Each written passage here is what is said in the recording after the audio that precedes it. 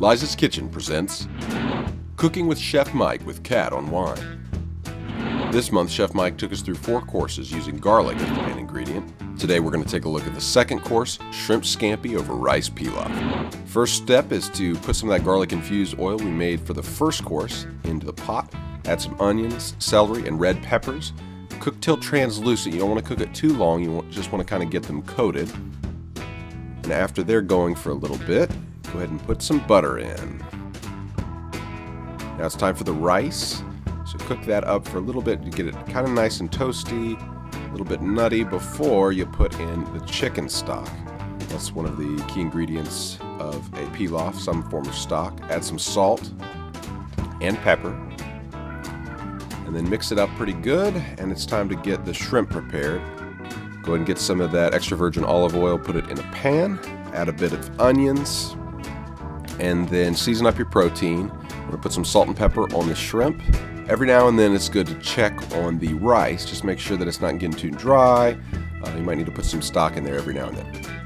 Then it's time to place the shrimp in the pan over medium heat, and then load up on the garlic. I think Mike put well over 10 cloves there. You can add to taste.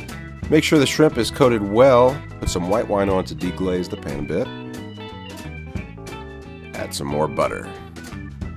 Put some parsley in there. Do a little taste test on the rice and make sure that it's well cooked. Usually about after 10 minutes. If it meets specifications, plate the rice and then start placing the shrimp on the plate. At this point you can put some sauce from the pan on. You can also add some lemon juice and seasoning and some scallions there at the end. So now that we have our shrimp scampi over rice pilaf, what wine should we pair it with?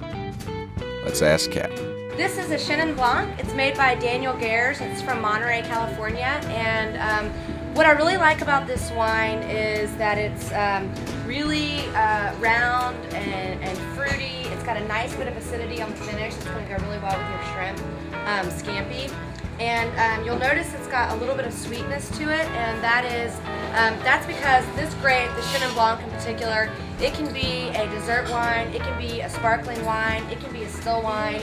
It's like the varietal with many faces. The Tritus cinerea is the bacteria that grows on the grape, and it's a desired bacteria, so it gives a little bit of sweet, thicker sort of mouthfeel, a bigger mouthfeel.